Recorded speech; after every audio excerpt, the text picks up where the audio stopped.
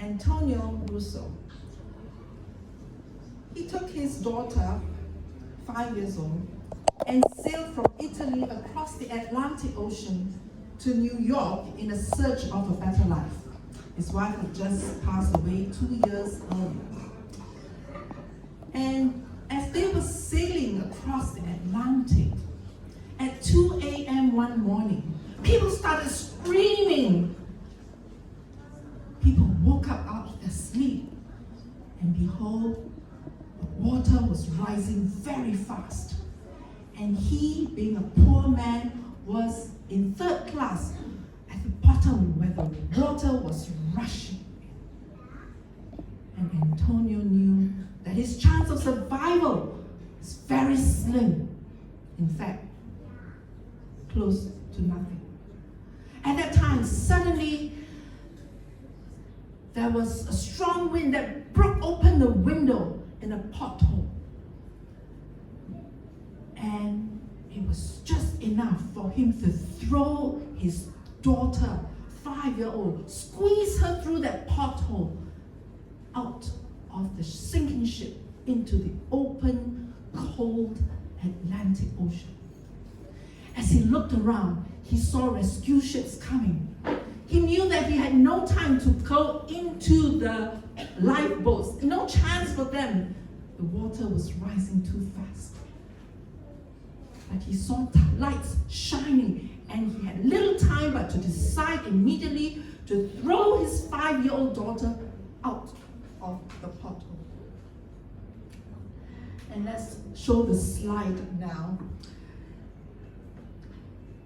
You see him throwing his daughter out, and he screamed out to her, "Swim to the light! Maria, swim to the light! Swim to the light!" And Maria was screaming away, "Mommy, Mommy!" But his father had to throw her down into the water. Little did she know that he was trying to save her. But he thought he was killing her. He was abandoning her. And Maria screamed and screamed. But the father kept shouting, "Swim to the light! Swim to the light!"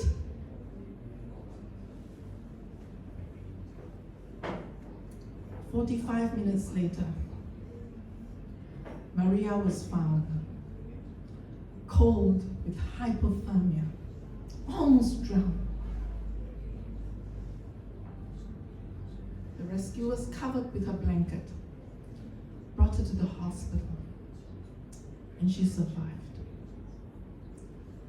And for years, she waited for her father to come back for her. And the years went by, a decade went by, and she became confused. She knew her father loved her, but why didn't he come back for her? And the confusion turned into pain. And it took 25 years later before she found out the truth. A researcher found out that her father's name was among those who died that night. 7 minutes after he threw her out, her father drowned. She was 30 years old at that time when she found out the truth and realized that her father actually saved her. Every night as she slept, she could see her father throwing her out, screaming to her, "Swim to the light."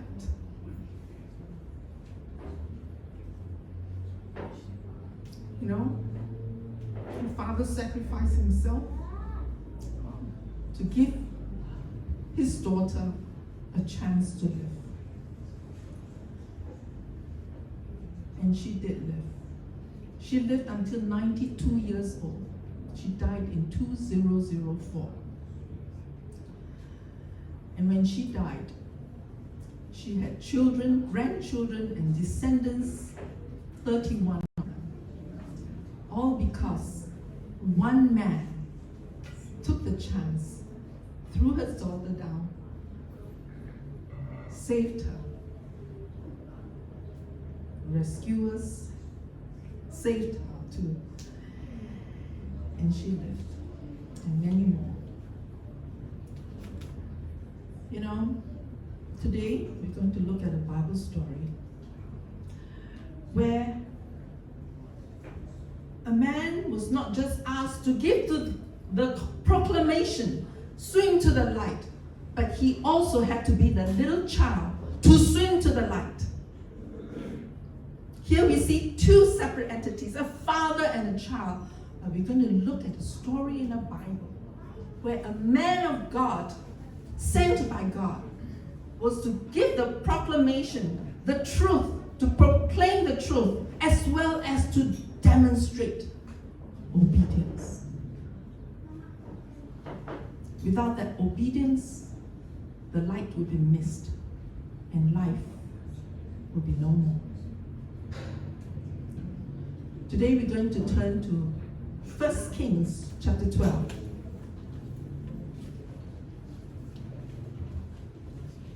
And in 1 Kings chapter 12, verse 25 onwards to chapter 13, we have an account of this man of God.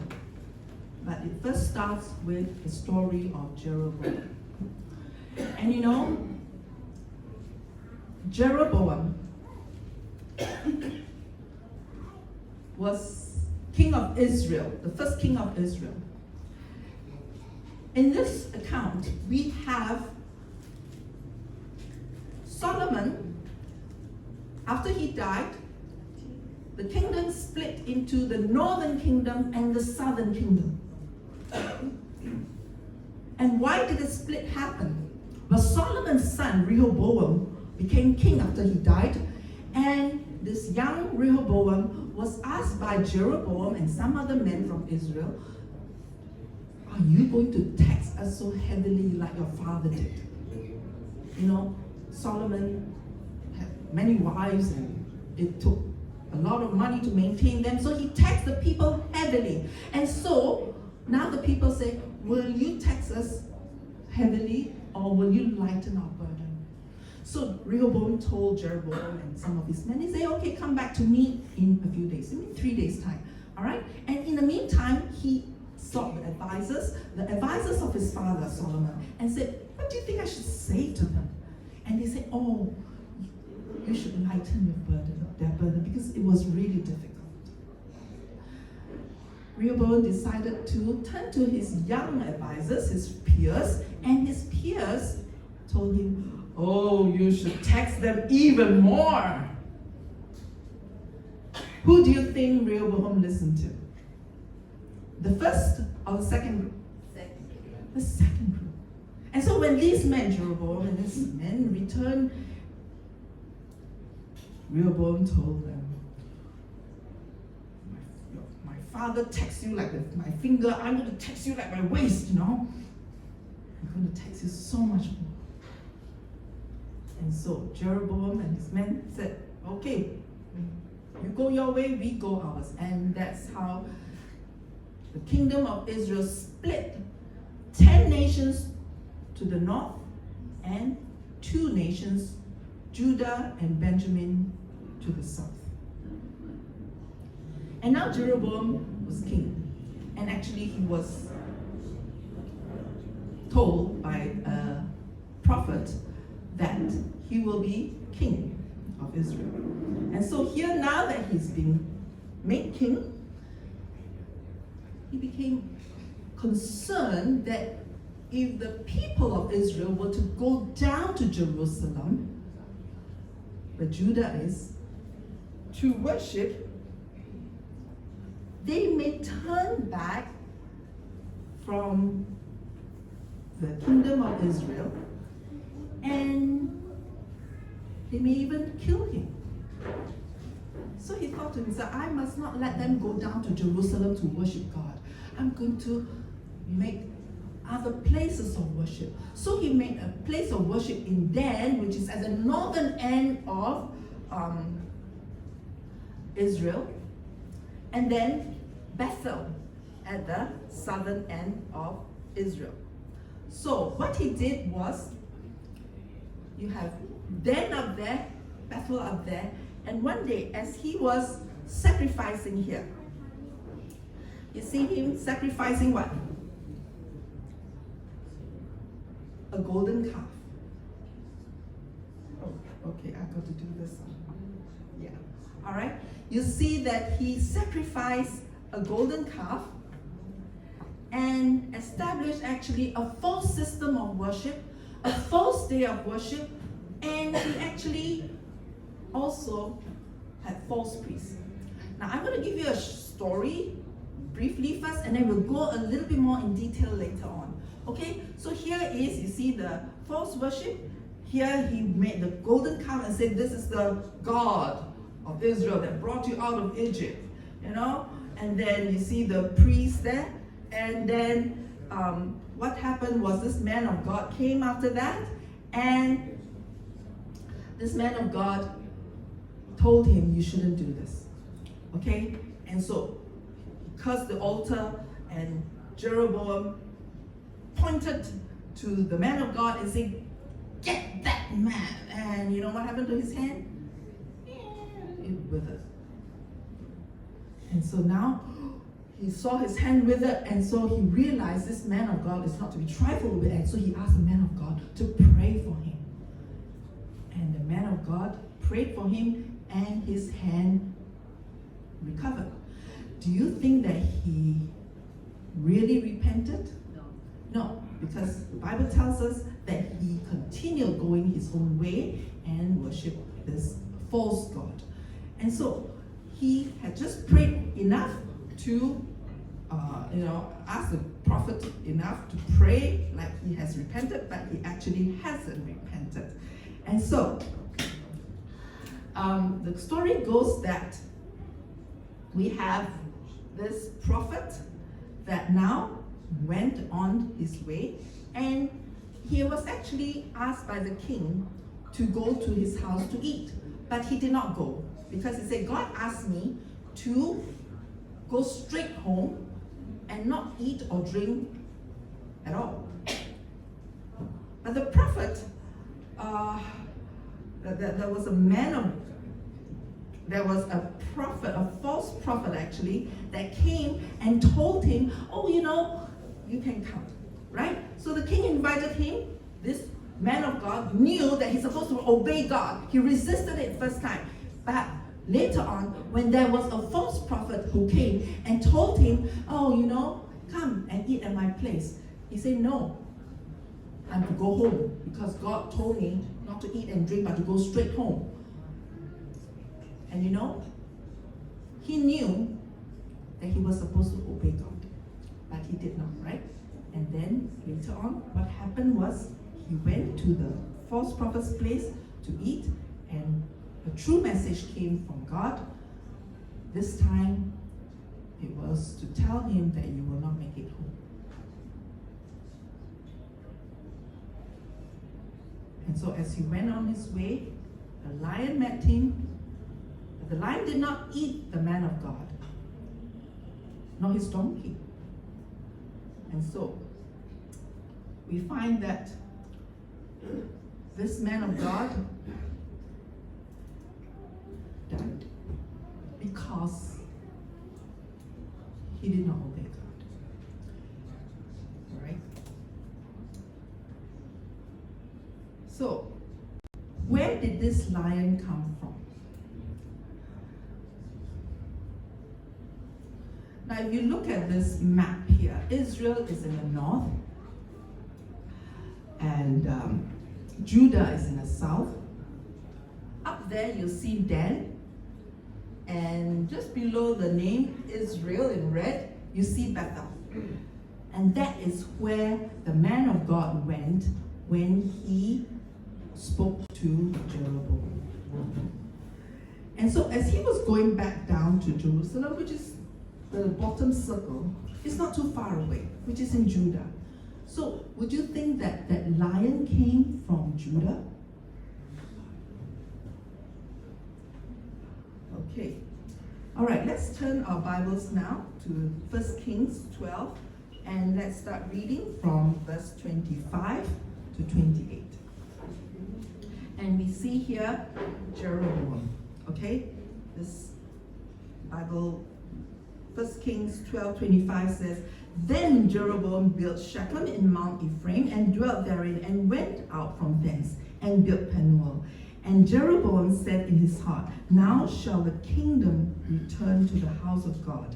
If this people, house of David, if this people go up to do sacrifice in the house of the Lord at Jerusalem, then shall the heart of this people turn again unto the Lord, even unto Rehoboam king of Judah, and they shall kill me, and go again to Rehoboam king of Judah. You see, Jeroboam, now he's king of Israel. He's afraid that they will become faithful to king of Judah instead of to him.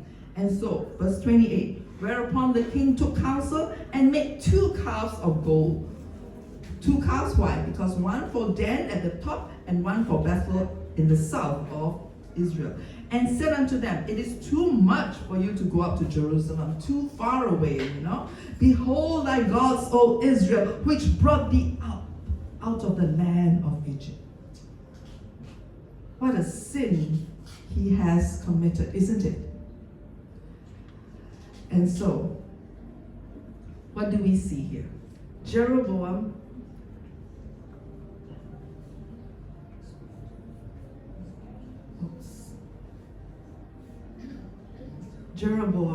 instituted false worship. And not only false worship, what else did he do? Verse 29, he set up the one in Bethel and the other he put in Dan. Verse 30, and this thing became a sin, for the people went to worship before the one, even unto death. Why is it so easy for the people to fall into idolatry? To worship other gods, other than the God of Abraham, the God of Isaac, and the God of Jacob. Why do you think so?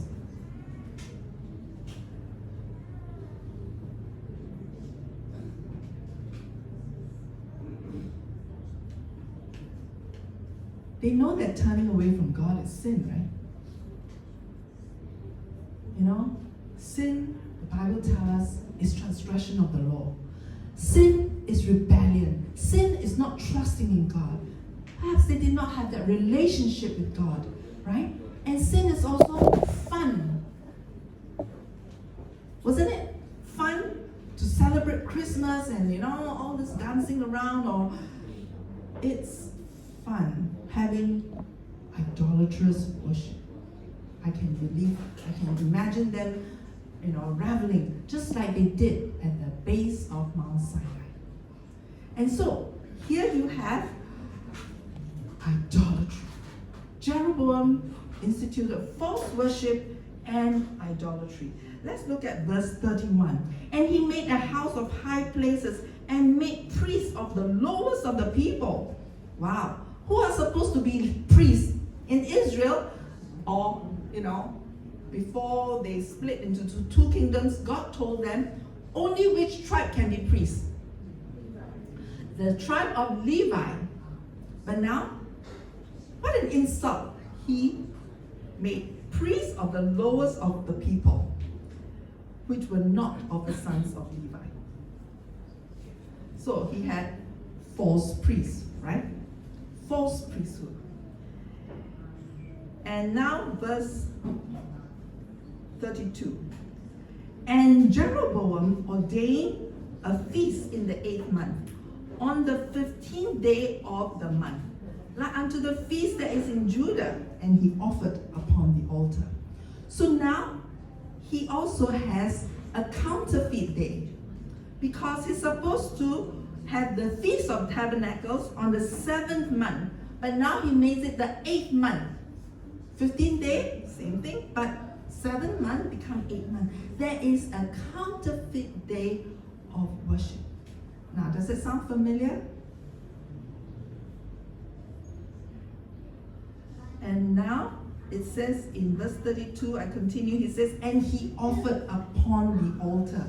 So when you offer upon the altar, you're making yourself like the high priest, So he being a king, is now making himself offer like a high priest. What do you call that? When you have king and priest coming together in one person. Church and state. So here you have Jeroboam, a king who's supposed to worship the true God, but now has a counterfeit kind of worship with priesthood, day of worship, but he made himself like church and state as we understand it today. Is it very powerful if a person can tell you where to worship, who to worship, when to worship? There's a lot of power. In chapter 13 of Revelation, we talk about a power of the beast. All right? And we have taught, Mr. Yip and I, many times, that when church and state comes together, it is like a beast. Just like when Nebuchadnezzar, he wants to be worshipped. When he wanted to be worshipped, at first, okay, God didn't turn him to be a beast because he was a pagan king. He didn't know better, right?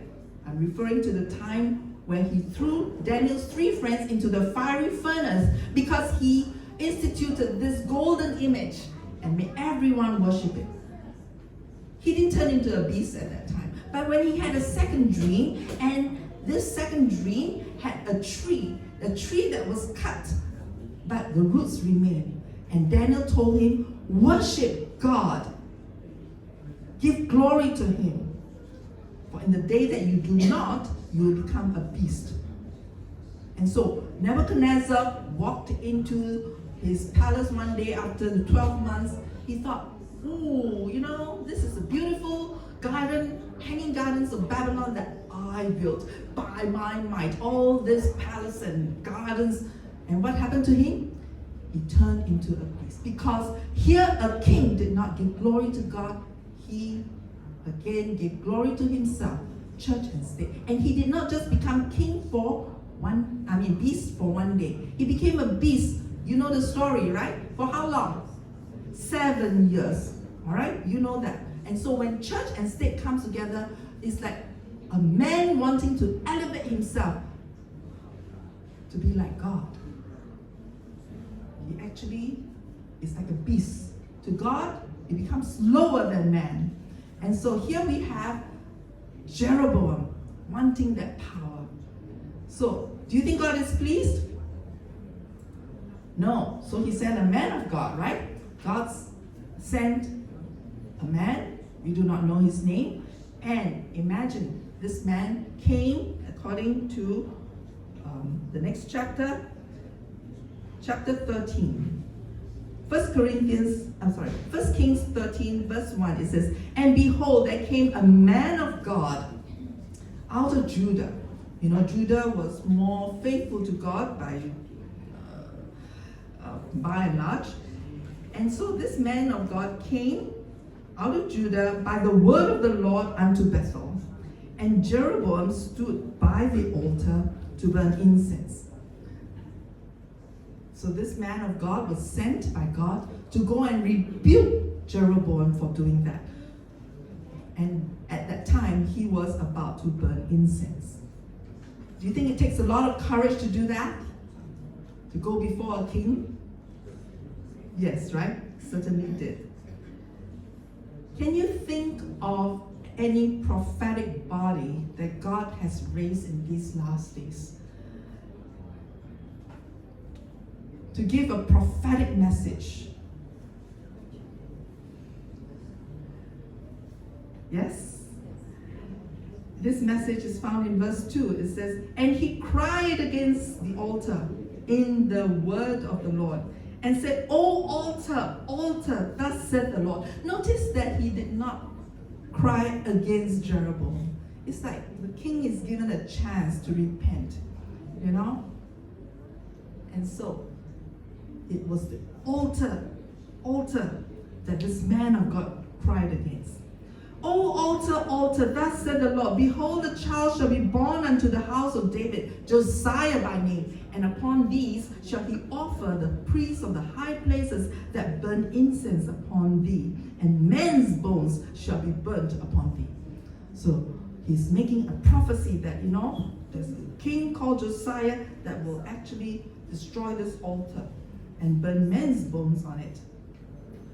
Verse 3, and he gave a sign the same day, saying, this is a sign which the Lord hath spoken. Behold, the altar shall be rent, and the ashes that are upon it shall be poured out. Whoa, the altar will be broken, and the ashes will be poured out. What a horrible thing. Did it happen?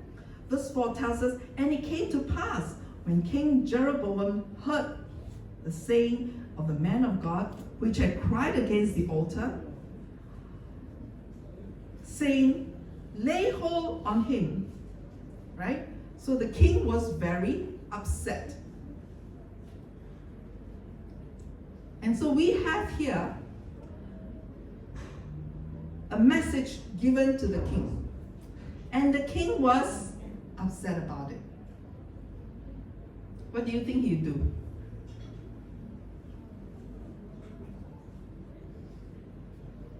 Capture the man that he's upset with, right? Ask his men to lay hold on him. Lay their hands on him. So, would you call that persecution?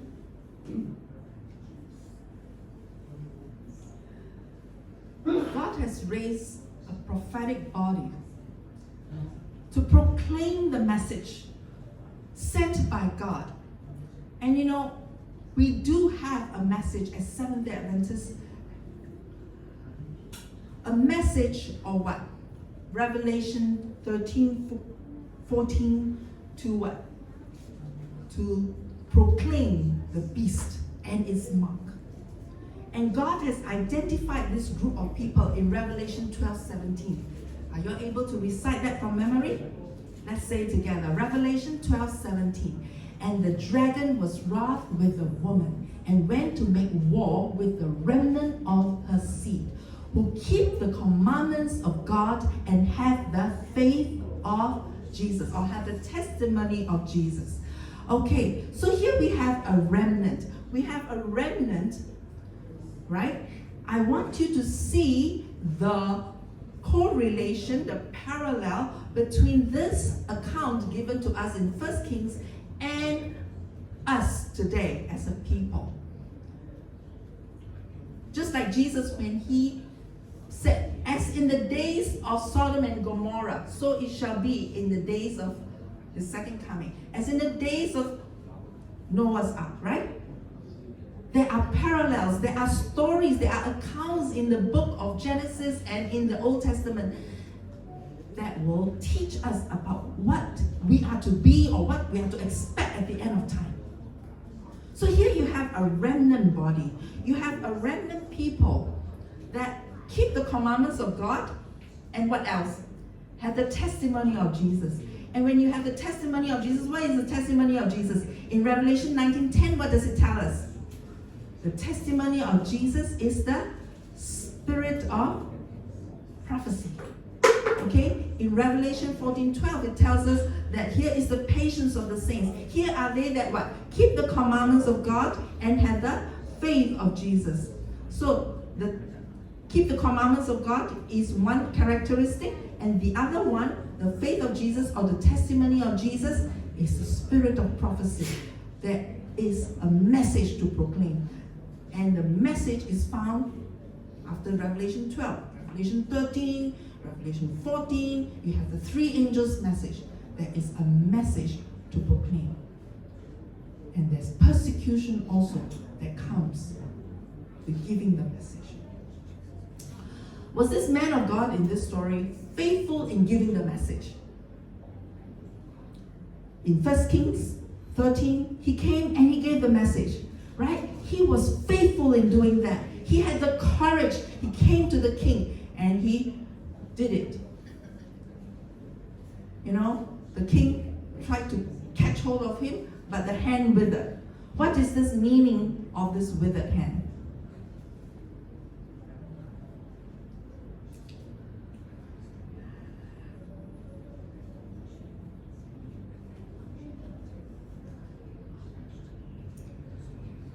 Not sure? Let's find out. In Amos chapter 7, okay, let's turn to Amos chapter 7, verse 10 to 13. Amos chapter 7, verse 10 to 13 has this very interesting account of Jeroboam the king. Amos 7:10, it says, Then Amaziah the priest of Bethel sent to Jeroboam king of Israel. So here we have the name of one of those false priests called Amaziah, saying, Amos. So Amos was one of those prophets during the time of Jeroboam. Amos hath conspired against thee in the midst of the house of Israel. The land is not able to bear all his words. So here we have a false priest telling Jeroboam, get rid of this Amos. Israel doesn't want to hear his words. For verse 11, for thus Amos said, Jeroboam shall die by the sword. So this is Amos's prophecy, and Israel shall surely be led away captive out of their own land. Verse 12, also Amaziah said unto Amos, O thou seer, go, flee thee away in the land of Judah. In other words, don't come and talk to us about your warning message, God's judgment or whatever. Go away. Go to Judah. Go back to where you're from. Judah is more spiritual. Go and listen. Go and talk to them. They will listen to you better there. We don't want to listen to you. Does that sound familiar? And there eat bread and prophesy there. He chased Amos away. And verse 13 is very interesting. It says, but prophesy not again any more in Bethel, for it is the king's chapel and it is the king's court. So here we have this king's chapel and king's court. Can you see that the king's chapel, I wrote there, is something religious? It's like we say church. And then the king's court is state. So here we have the king's court, the king's chapel, church and state, clearly taught to us in the Bible. This concept of church and state, which many Christians do not have, but the Bible teaches us the king's court, the king's chapel, when it is together, church and state is a very powerful instrument. And the prophet of God was asked to go away. So here we have a symbol of authority. A symbol of authority, the chapel and the court. The warning was discarded, the warning was given but was not heeded, and it is like the warning message in the three angels. Sunday worship is not right? We should worship on Sabbath. This Sabbath Sunday issue parallels the warning message of today. Now this message, this sermon, was actually given by Tim Ramsey 3 years ago. Now, since that time to now, a lot of things have happened. We have Charlie Kirk's book that is very confusing, blending Sabbath worship and Sunday worship. And we know that when the Sunday worship is enforced, it is the mark of the beast, right? So, here we have the king having a withered hand. Now, people who receive the mark of the beast, what did the Bible say? They will either have a mark on the hand or on the forehead, right? Don't you think it is interesting here that when this king instituted this false worship, idolatry, false priesthood, counterfeit day of worship, put church and state together, persecute the man of God, and then his hand that came out of the altar, if you look at 1 Kings chapter 13, his hand actually came out of the altar, right? And then it says in verse 4, in the middle, that he put forth his hand from the altar. The altar symbolizes what? The altar symbolizes authority, church and state coming together. The altar, where his hand came out from, laid hold on him, and it says here, his hand which he put forth against him dried up so that he could not pull it back again. The king is like now having a mark on his hand.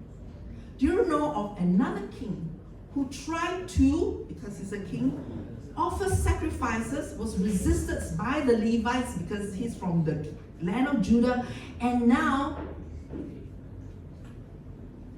received leprosy on the forehead? Which king is that? Anybody knows his name? Uzziah. King Uzziah, also a king who want to perform sacrifices like a priest. That means it's like church and state coming together again. Now he has a mark on his forehead. Leprosy on his forehead. Okay, so can you see the parallel now? It's like, okay, when you have a mark on the hand, you're not so sure what you're believing. Okay? But when you have a mark on your head, forehead, you know, and yet you go against it. So here you have Jeroboam receiving a mark on the hand, and Uzziah from the land of Judah, who should know better, he was receiving this mark, the leprosy, you can say, the curse on his forehead.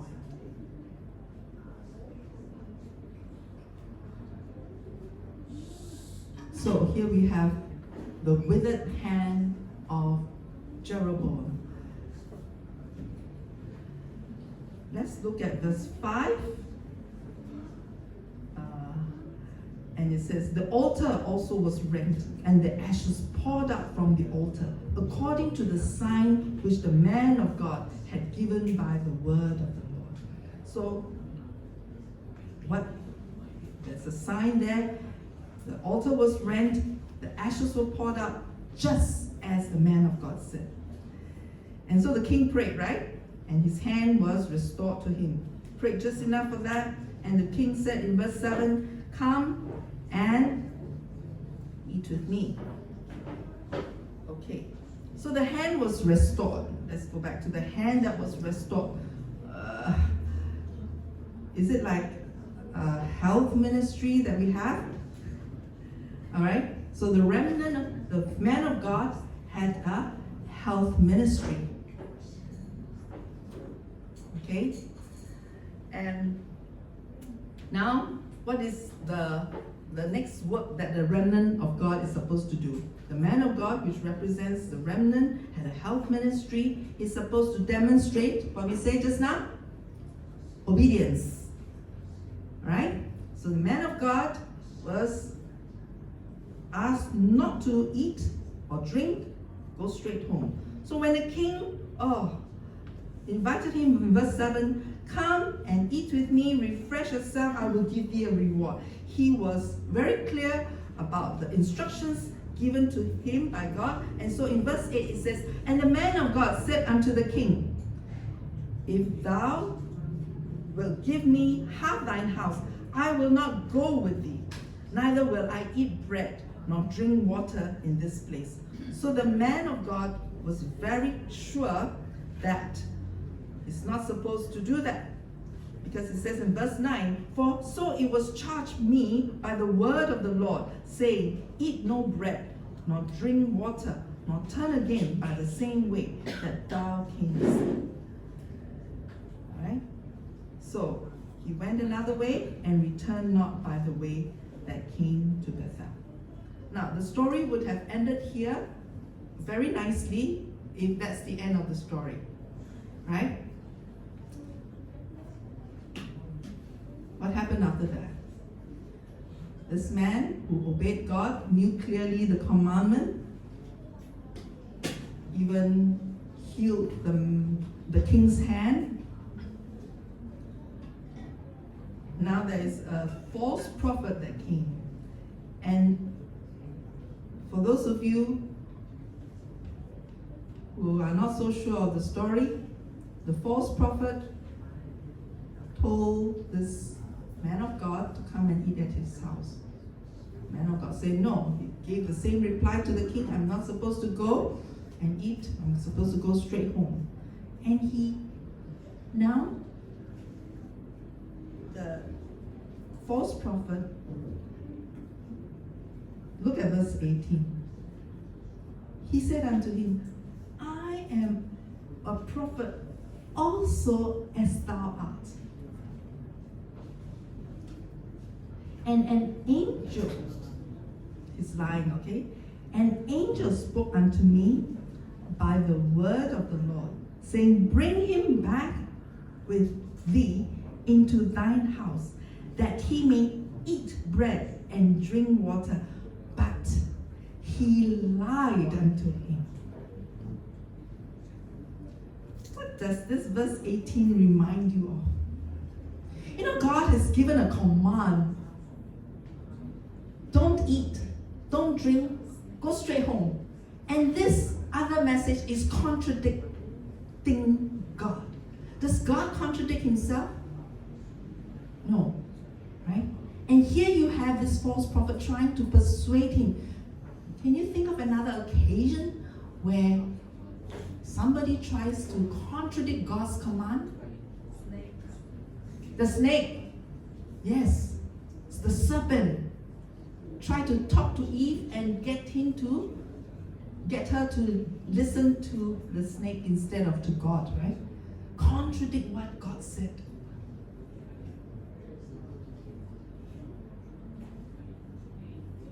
And so they went to and fro, because he said, oh, the angel told me. It's very deceptive, right? And so now you have the angel being brought in like it's real, but no. And so he went back home and he ate at his house and drank water. And verse 20 says, and it came to pass as they were eating at the table, that now the true word of the Lord came unto the prophet that brought him back. And he cried unto the man of God that came from Judah, thus said the Lord, for as much as you have disobeyed the mouth of the Lord, and have not kept, that means disobeyed the commandment which the Lord thy God has given me. So now the message came that it says at the end of verse 22, your carcass, that means you're going to die, and it shall not come unto the sepulchre of your fathers. In other words, you will not get home. You will not make it home, and you will not be buried with your fathers. Okay? And so,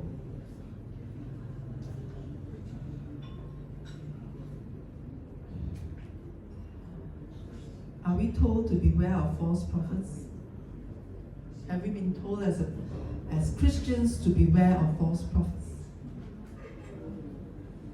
In 2 Corinthians 11, verse 3. 2 Corinthians 11, verse 13, says this. For such are false apostles, deceitful workers, transforming themselves into the apostles of Christ. You know, Ellen White has actually warned us, I'm not going to read all that, but that at the end of time, even Satan himself will personate Christ. At the end of time, there will be a great deception where Satan will come and he'll talk to people like his voice is so melodious, so loving, and he will even do healing, but he will contradict the word of God. And Ellen White has warned us that he will claim to have changed the Sabbath to Sunday, and that's the only clue that it's not God, it's not Jesus. He is not an apostle of Christ. The deception will be so great at that time. And so, here we have the next part of the story, a lion king. And look at the verse here. It says, the lion, verse 24, met him by the way. Okay, so the lion said hi to him, is it? Do lions just come and meet you by the way? Hi. It says, the lion met him by the way and slew him. And his carcass was cast in the way, and the ass stood by it. So the carcass was there, like I showed you just now in the picture, and the ass was also there. But the ass didn't die, and the lion was just standing there. Don't you think it's strange? Huh? Lions don't do that. They don't just kill without eating. They only kill when they're hungry. But this lion just met him and then killed him and did not do anything else, just stood there. Now I know there are animals like sea otters, in Singapore, people with koi in their ponds, the sea otters will just come and mess up the koi, right? And then what happened? They'll go away, leaving all the dead kois around without eating them. Lions don't do that. So this is a very special lion. And this lion must be, I would say, from Judah. Because Bethel is very near to Judah. Bethel is just a little bit north of Jerusalem. Can you see the orange line here?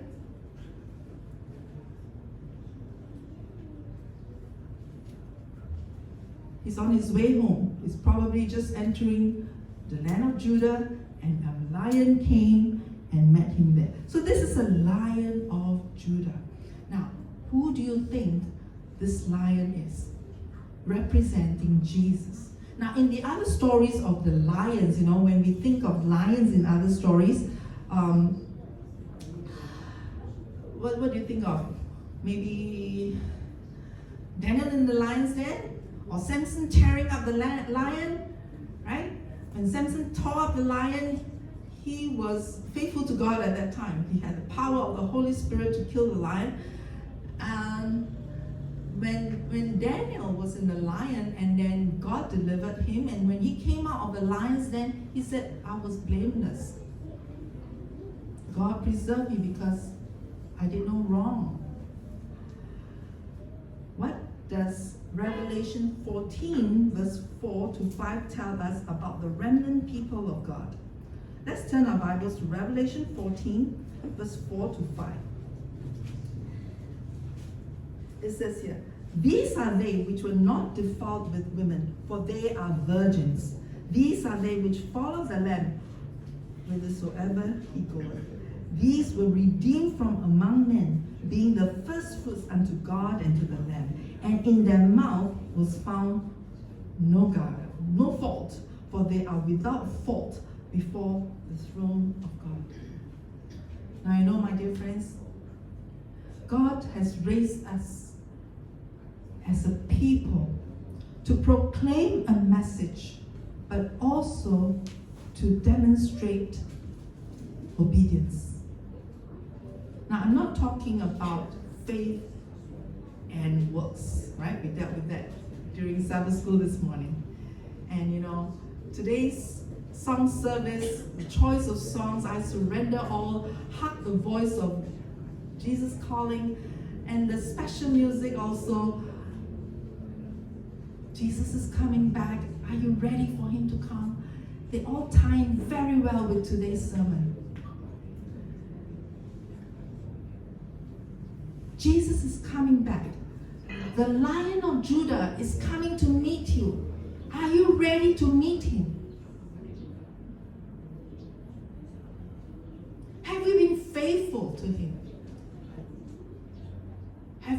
relationship with God inside us, with God, so that His faith is in us. We have the faith of Jesus, not just faith in Jesus, we have the testimony also of Jesus to give to the nations, to every nation, kindred, tongue, and people.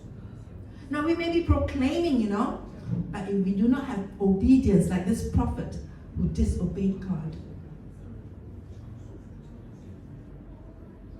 we will not make it to heaven. Or if we obey but we do not proclaim, is that enough? That's also not sufficient, God has given us great light. Do we swim to the light?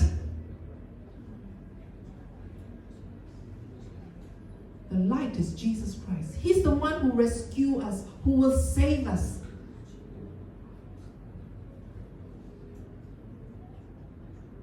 This man of God had two missions, and it's like a remnant church.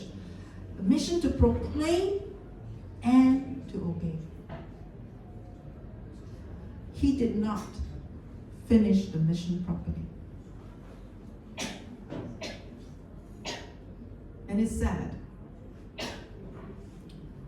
But a few chapters down, 1 Kings, you will find that there is another prophet, Elijah by name,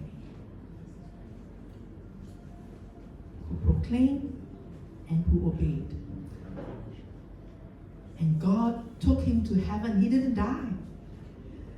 And he represents the people at the end of time who are alive when Jesus comes again.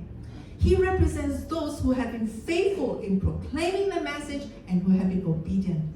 Like the 144,000, like the remnant of God who are found blameless.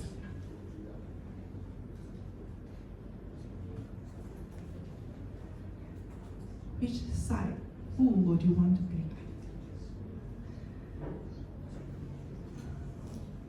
May God put in us that desire to truly be like Jesus, to truly have His faith even unto death, persecution, and to have that faith to even reject food that is offered to us that is, a temptation. Remember the story of Esau? How he forgo his fourth birthright for a bowl of soup is also dealing with food. Eve, also that fruit on the tree. Food and drink and refreshment was the commandment given to this man of God, at that time, and he did not obey. God has raised us up. You see this this thing here? Whoops.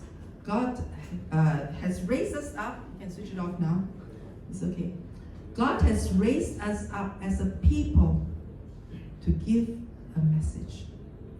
May we be true to the message till Jesus comes. May we be faithful in every way. Have that relationship with God. Have that real experience of surrendering to God. That true experience of being one with Christ. Having the mind of Christ. The character of Christ. And proclaim, obey, be ready for Jesus to come. Amen?